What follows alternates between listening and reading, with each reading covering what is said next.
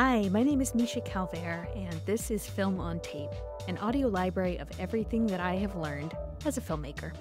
I really hope that this is helpful to you in some way, and if it is, feel free to check out my website, mishacalvert.com. You can see my writing and directing there, and you can also sign up for very occasional emails that I send. All right, on to the show. Today I'm going to tell you 10 steps to writing a feature film script in 10 days. The first rule that I go by when I'm writing any screenplay, because I don't actually love writing. I don't mind it. I like it more than I used to, but I have a lot of things that I'm doing. I have a lot of stuff going on in my life. So I would rather not be hunched at a computer like a croissant for 12 hours a day. Nevertheless, I like to batch my writing. So instead of writing a little bit every day just to start the day, no, I am not that kind of writer. I would like to sit down on a Monday, finish the script by the Sunday, and then move on with my life. So I like to do writing in sprints. So this is why I developed this formula that really works for me, and maybe it'll work for you too. So before I even start writing a single thing, I say that I like to think for 90 and write for 10. So that means if I have 100 units of time, 90 of those units are going to be used thinking about what I'm going to write about. And the 10 will be used to actually write it. So let's take the 10-day model here to write a feature. So if I'm writing 10 of those days, that means in 90, right? Yes, 90 of those days, I'm thinking. So I've been thinking about the script for 3 months. Reason being, it's a different processing power of the conscious versus the subconscious mind. When you sit down to write, oftentimes you're pulling from your conscious mind. You're like, oh, I think this is the thing that has to go next. Versus the subconscious mind, which is coming from a more intuitive place. I mean, we almost don't really have language for it, but long story short, I read somewhere a very startling statistic, which is that the conscious mind processes at 134 megabytes per second of information. The subconscious brain can process up to 11 million megabytes of information per second. So what that means is those 3 months that I'm thinking about the screenplay, I'm letting my subconscious do most of the work. I mean, yeah, I might be putting some, I'm making a thinking face, hard thinking about this script. But for the most part, I'm letting the subconscious marinate, putting it in the crock pot, letting it simmer in the background. Simply because my subconscious brain is way smarter than my conscious brain. It's pattern matching. It's pulling from memories that I don't even think about. It's pulling from all of the things around me during the day that are kind of little red flashing lights that are connecting dots for me, that are signaling, hey, look over here, this might be important. So all that stuff is happening sort of in the background, and I just let the subconscious do its thing for 3 months. And then after around that time, I'm ready to start to put an outline together. So this plan that I'm about to give you, it will have hinged on 3 months roughly of thinking about what I want to write and kind of getting clear on why I want to write it. Step 1 is actually to write just a simple stab at the logline. That happens on day 1. It's not going to be correct. It's not going to be done. It's not going to be perfect. But just step 1, write what this movie is about, what you think this is about. Now, again, this will probably change quite a bit as you write the film, as you don't get caught on the logline. Just literally just barf something out onto the page that is dumb. Make it really stupid. Like, a woman goes to the store and meets someone scary. Story of my life. Now, try to get a basic logline, step 1, and that's going to kick off, okay, what am I writing here when I sit down to write? So you've been ideating on this film or pilot for 3 months. You've got a pretty good idea of what you want it to be about. You've got kind of a basic barfed out logline that's meant to be very visceral language because it should really feel just quick and dirty, right? All right, step 1 is write the log line. Step 2 is get the outline up. You go walk yourself to the pharmacy and you buy some little note cards and you write down a rough outline on those note cards. You tape it to your wall and you look at the outline. I like to do it on my wall. You could do it also on a piece of paper. You could do it, lay them out on your floor. I talk about outlining in previous episodes. But you create a beginning, middle, and end of just what happens in each scene on one scene per note card. And you lay all of that out. And sometimes it changes. Sometimes you start writing and then you realize, oh, God, I'm missing like 13 cards. Or I've got 13 too many. So it will move and it will change. But you need to get that outline on the wall and so that you can look at it. And then what I do is I'll take like 1 to 3 cards at a time and I'll lay them on the desk next to me while I'm writing. So I'm just reminded of where I am in the story and what part of the story I'm writing right now. Like, what is the critical next thing? What is the card telling me to write right now? Knowing that typically a scene, at least in more commercial films, it's like 3 minutes per scene. So roughly 3 pages per card. That can change. And my writing teacher would get so mad at me for saying that on the air. But I just have that as some kind of gauge of how long the scene might want to start to be. It could be longer, it could be shorter. Step 3 is that you want to fall asleep thinking about your movie and you want to try to get excited about it. Hopefully you've gotten excited about it over the past 3 months. But one of the best ways to prime yourself, I find, for me, one of the best ways I prime myself for a day of writing the next day is actually I have to start the day before. So I have to start the night before and get really excited about what I'm about to write and like get into the zone before I go to sleep. And then that gets me pumped to wake up. I jump out of bed because I'm just want to get writing right away. Okay, I am interrupting myself for 1 hot second to let you know that this month, secretly it's every month, I am doing a giveaway of 1 free hour of coaching with me to someone who leaves a 5-star review. Make sure that your first name and your last initial are in the review. Drop me a DM on Instagram and let me know that you submitted, and then I'm just going to pick at random. I really appreciate you listening, and I so appreciate you leaving a 5-star review. Thank you. And now back to the show. So, number 3, fall asleep thinking about your movie. Number 4, if you have not already made a playlist for that film, I highly recommend it. It's how I have written many films. It is simply on the strength of finding and compiling the perfect playlist. I remember the very first script that I was trying to write of a longer version, longer form project. I think I listened to the same song off of a movie soundtrack for 2 days on repeat. And it was like a 4-minute track. Like it wasn't a long track. And I listened to it obsessively. You don't have to be like me, but I do recommend putting a playlist together, especially if you're kind of an audio forward, music forward person. It really gets me into the world of the film or the show. So step 4, playlist. Step 5, wake up. And when you wake up, hopefully you've gotten excited about it the night before, so you wake up, you're excited even more. Do not check your emails. If you absolutely have to check emails, try not to respond unless it's really critical. Don't text people back. Do not go on social media. Remove the social media apps from your phone. I delete them. If I'm on a deadline, I will just delete them off my phone, knowing I can re-download them at any time. I also sometimes go to grayscale for my phone.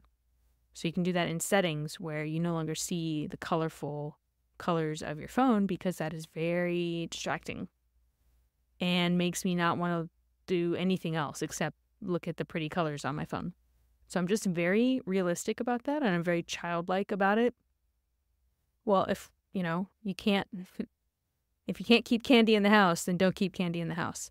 So I get rid of the distractions on my phone and I do not look at it. I have to be very parental about it. But then that allows me to do the hardest thing of my day first, which I swear by. It has changed my life. I do a 4-hour block wherein I try to get 4 pages done. And after the 4-hour mark, I can check my phone. I can maybe look at social media, depending on if I've made a lot of progress or not. But what happens is, if you do the hardest thing of your day first, you then have momentum. We're only human. You look back on what you've accomplished and you're like, oh, yeah, I can do this. Okay, yeah, I can do this. And now I can do it again for the second half of the day.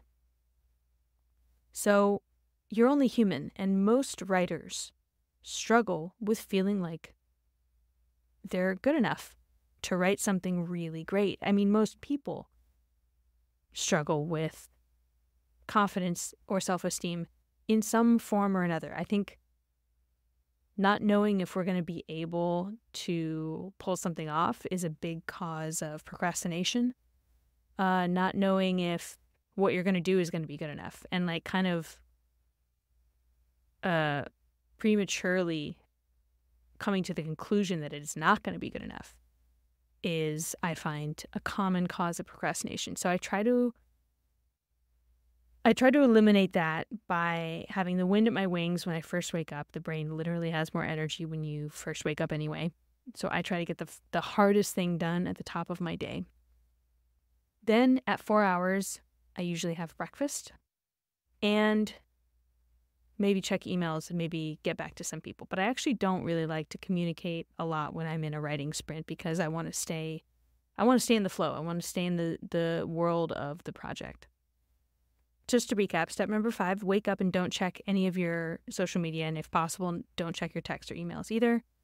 Step number 6, write for 4 hours using the cards from your outline. And step number 7 is read what you wrote. So let's say you started writing at 10. At 2 p.m., you read what you wrote and you become very proud. You allow yourself to be proud of what you wrote. Because if you have followed all the steps that I outlined, you've probably written something, several pages of something, which is cool. I heard a quote yesterday from a screenwriter, established screenwriter. She said, "I never worry about a first draft because I just know that I'm dumping sand into the sandbox so that on the next draft I can start to turn it into a castle." I thought that was very apt. So be proud of what you have written that morning. Then, if it's nap time, you take a nap. That's not a step, that's just self-care. Let's say you have 100 units of energy in a day. You burn the first 50 between waking up and, let's say, when you finally do decide to eat lunch. So you've now got 50 energy units gone. You take a nap after lunch, you can get back, I get back 20 maybe units of energy. So I basically get a refresh on my day, sometimes more. Sometimes I feel like I get 30 to 35 units of energy back. And I'm almost starting mid-morning again. So I love naps. I do not think they're lazy. I do not think that they're undisciplined. I think they're smart. I think they're very helpful. It's one of the number one reasons that I am an entrepreneur, is because I work around the clock, but I can build in time to take naps. So that's not a step. That's just me telling you how I pull off 12 to 14-hour days. Step number 8 is write more. So try to burn through 4 more hours of writing. And hopefully by then, if you're proud of what you wrote that morning, you also are excited about continuing to be in the flow. So you've touched that flow state. You maybe rode that flow state for a little bit in the morning. You can re-enter that flow state pretty easily because the river is already built. Just hop in that inner tube and float on down the river again for 4 more hours. By the time you have written for 8 consecutive hours in a day, I find that by the time I get to 8 hours, I've usually written 10 pages. If I've only written 1 page, that has never happened. I'll stop for a moment to say that I am also not afraid of writing badly. I'm not afraid of writing the wrong thing. I'm not afraid of writing a scene that later then needs to be cut or writing something stupid. And I have written things that were pretty bad.